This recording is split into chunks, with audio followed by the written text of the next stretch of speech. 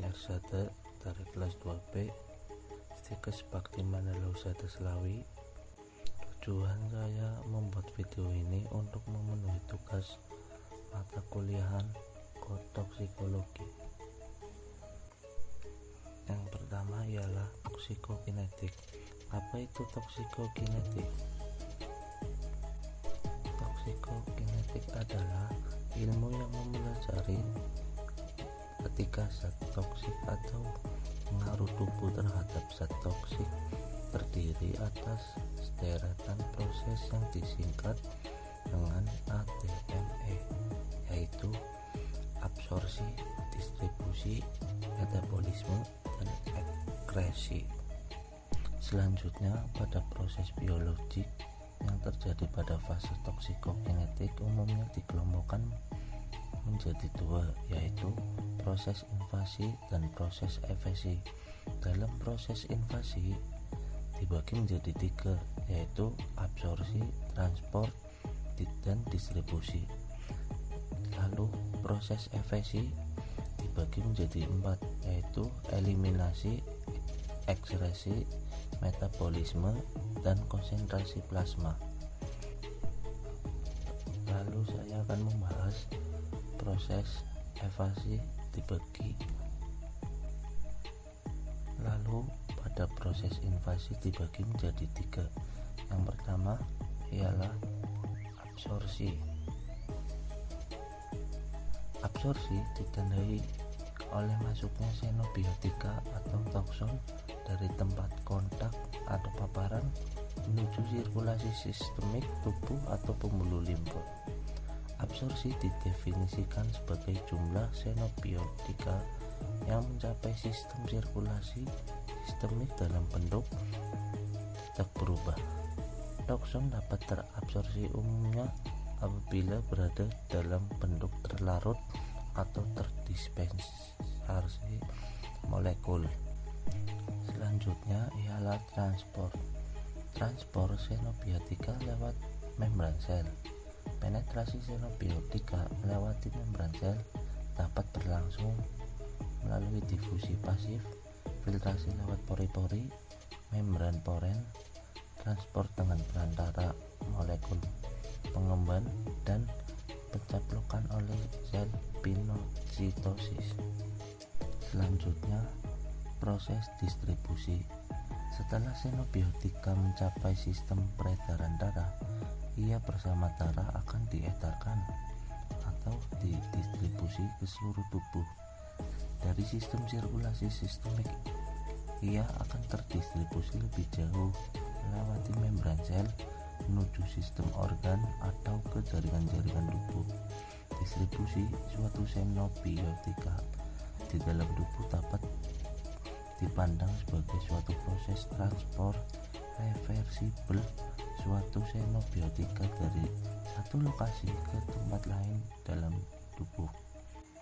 Lalu saya akan membahas tentang proses efesi yang dibagi menjadi empat.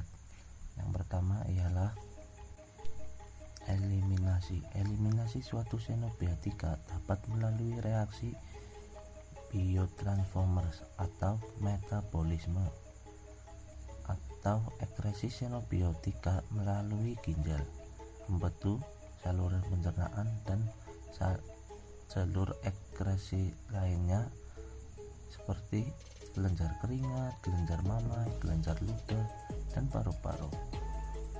Jalur eliminasi yang paling penting melalui hati dan reaksi melalui ginjal. Selanjutnya ialah metabolisme. Xenobiotika yang masuk ke dalam tubuh akan diperlakukan oleh sistem enzim tubuh, sehingga senyawa tersebut akan mengalami perubahan struktur kimia dan pada akhirnya dapat diekskresi dari dalam tubuh. Proses biokimia yang dialami oleh xenobiotika dikenal dengan reaksi biotransformasi, yang juga dikenal sebagai reaksi metabolisme.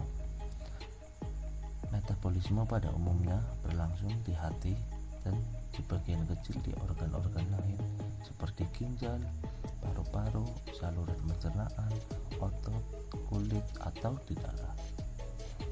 Selanjutnya ialah konsentrasi plasma. Konsentrasi toksin di tempat organ sasaran merupakan fungsi kadar toksin di dalam darah atau plasma. Namun, sering dijumpai kadar toksin di organ sasaran tidak selalu sama dengan kadar di darah. Apabila terjadi ikatan yang kuat antara jaringan dengan toksin, maka konsentrasi toksin pada jaringan tersebut umumnya lebih tinggi jika dibandingkan dengan di darah.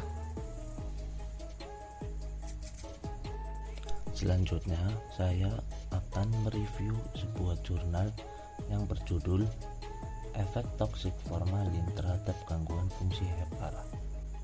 Formalin merupakan salah satu xenobiotik yang sekarang ini banyak ditemukan dalam industri makanan sebagai pengawet.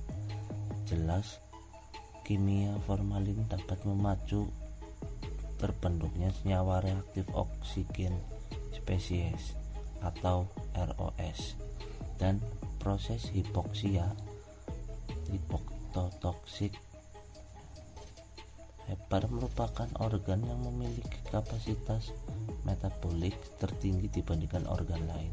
Tujuan dalam penelitian ini untuk mengetahui pengaruh pemberian formalin per oral terhadap kadar SGOT dan SGPT sebagai parameter fungsi hepar pada mencit. Metode penelitian ini menggunakan eksperimental laboratorik dengan post-test only controlled group design. Jumlah sampelnya ialah 20 ekor mencit, lalu diuji per oral menggunakan dosis 0,1 mg berat mencit per hari. Setelah 2 minggu, semua sampel penelitian dilakukan pemeriksaan kadar SGOT dan kadar SGPT, dan hasilnya terdapat pengaruh pemberian formalin terhadap kadar SGOT atau SGPT pada hepar mencit dengan uji t-test. Kesimpulannya, terdapat peningkatan kadar SGOT dan kadar SGPT hepar mencit pada pemberian per oral dibandingkan kontrol placebo.